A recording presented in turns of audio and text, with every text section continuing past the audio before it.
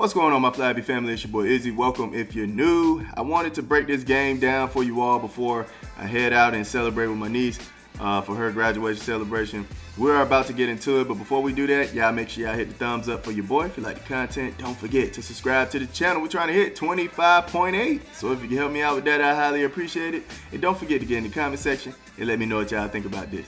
Let's get it. All right, so let's get through it really quick, man. First thing I do want to talk about is the turnovers. They had 10 turnovers in the first half, and it got really stagnant in that late second quarter or mid-second quarter going into the third. You have to take care of the ball, man. When you're stagnant and you're not taking care of the ball, that is a recipe for disaster. Excuse me. That is a recipe for disaster. And, of course, we had Boston out there doing her thing. We started off strong, started off fast. We were putting up buckets. But once she got in foul trouble, had to sit out, that's when it got extremely stagnant. Fam, they were shooting 16% from the three in the first half. They were shooting 16% from the three, man. That's not going to get it done. All right? Of course, we know this about the Fever. They have a hard time becoming a four-quarter team. They always end up playing better in the fourth or late third or whatever the case may be. They have to figure out how to become a full four-quarter playing team.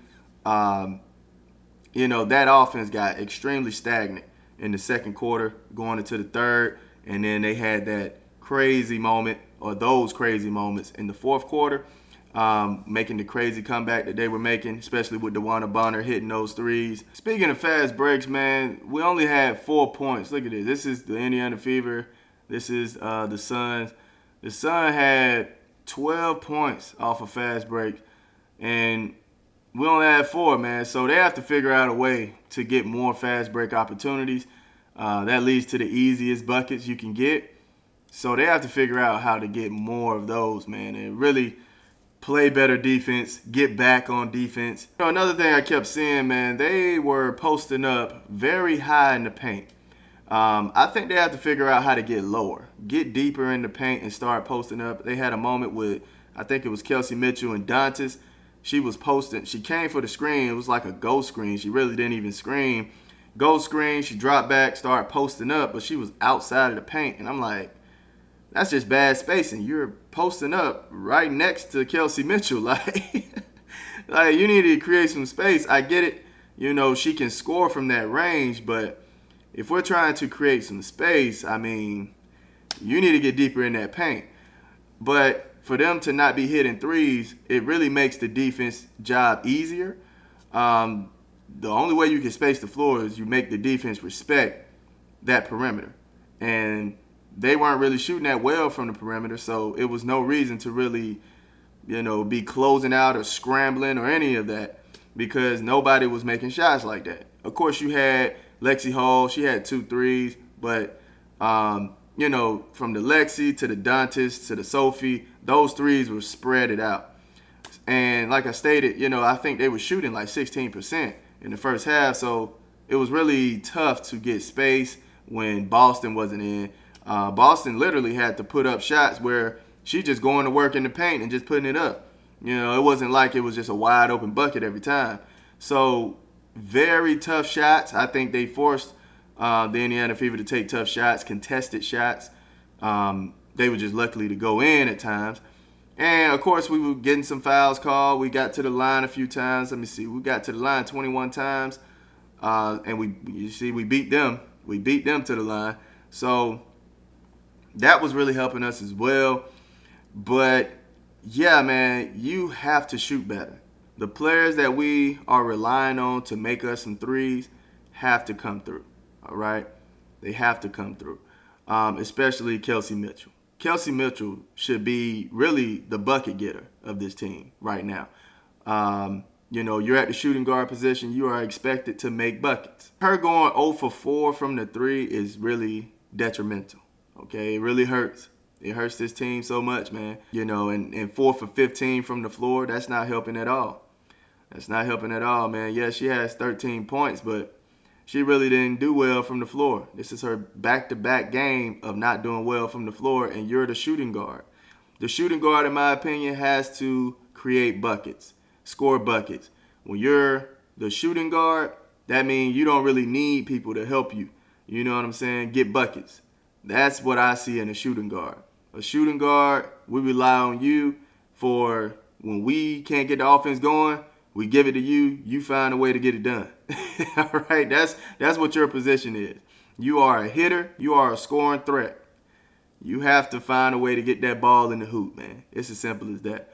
But her shooting 4 for 15, 0 for 4 from the 3, that's not helping, man. It's not helping at all. Sydney Colson, look, all I'm looking for from her is defense and facilitating. That's all we really need. That's why I say Colson is a special player, because when you take Colson out, like legitimately, if you take Colson out, who's going to run the one? You're believing in Kelsey Mitchell? Stop it. Stop it. You want Sophie to run the one the entire game? Stop it. I don't believe that either. We all saw the dribbling that Sophie was doing coming up the court, dribbling by her chin, right? We saw it, man. So I don't necessarily believe she need to run the one the entire game. Sydney Colson is our next best hope to run that one. That's why I say she's important, man. That's why I say she's important. I get it. People calling her trash, yada, yada, yada. But when you lack fundamental skills, you have to have somebody who can at least do it a tad bit. You see what I'm saying? Like, we don't have any fundamentally sound point guards. None. We don't have any fundamentally sound point guards after Caitlin Clark and Sydney Colson. We don't have anybody. Like, legitimately, man. We don't have anybody who can really run the one to its efficiency, right?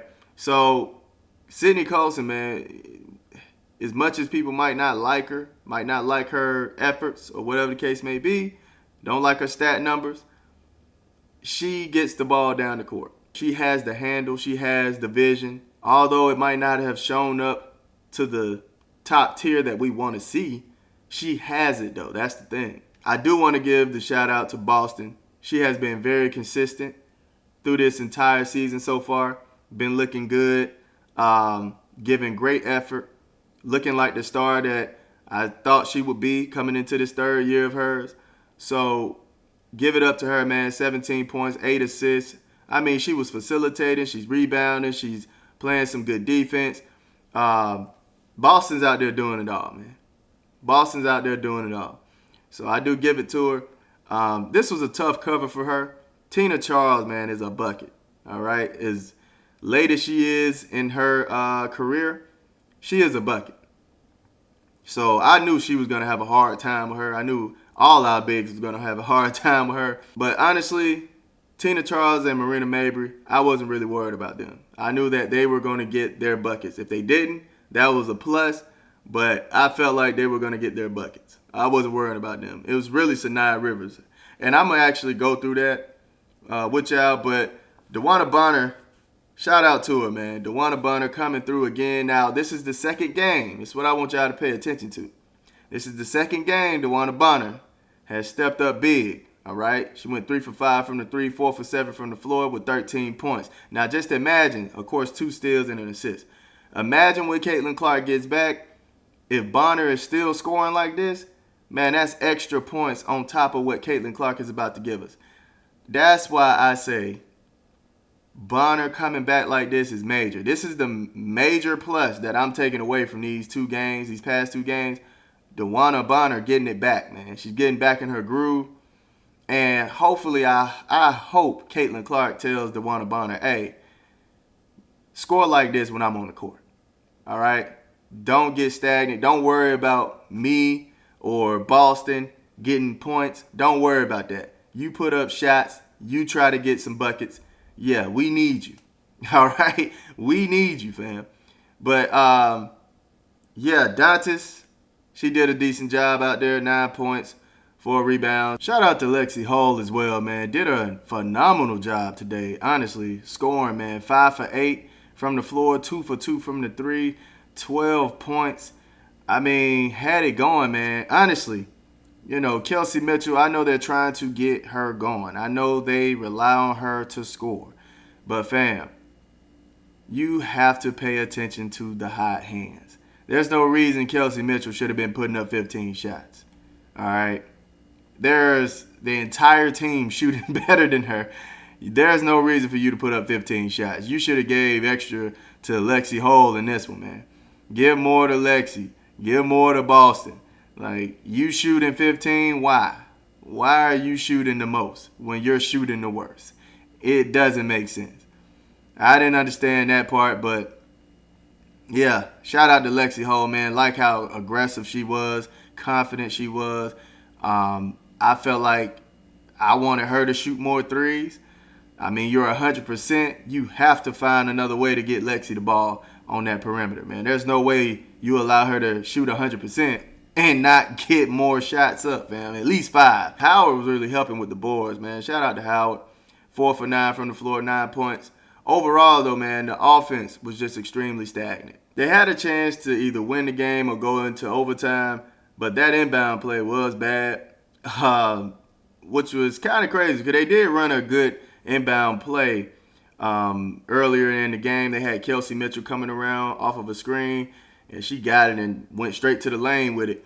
But yeah, that last one was a breakdown. I guess it is what it is, man. Maybe try to figure out more inbound plays.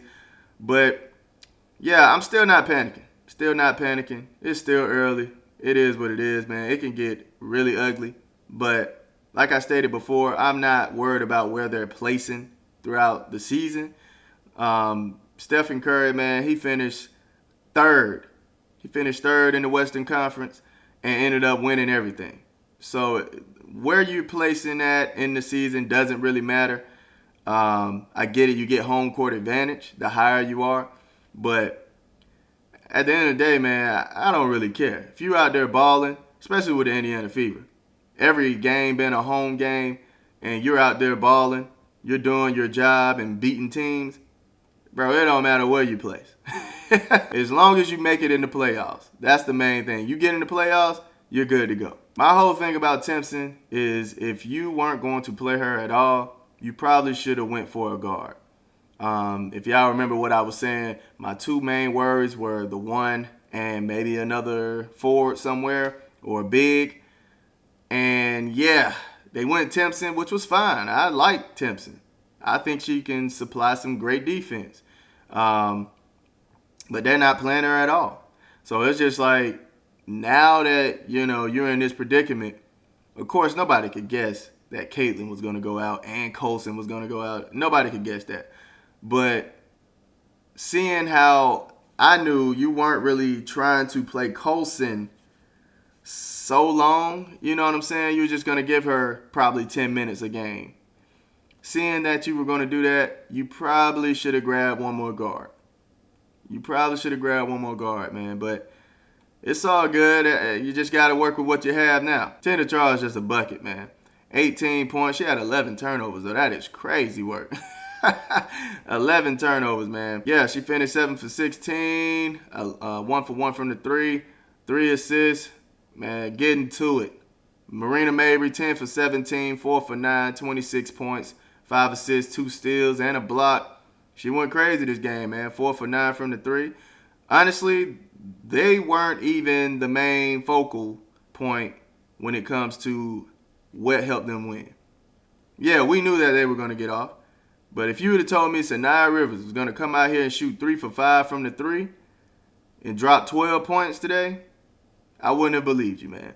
Because the last 2 games, she struggled, right? These 12 points, man, it really helped them. It really helped them get over the hump, fam. It really helped them get over the hump. And Peters, too. She went 4 for 4 from the floor. 9 points, man. The defense was not there, man. We were giving up second chance buckets, too. But y'all let me know how y'all felt about the game, man. I love y'all. Y'all keep it smooth.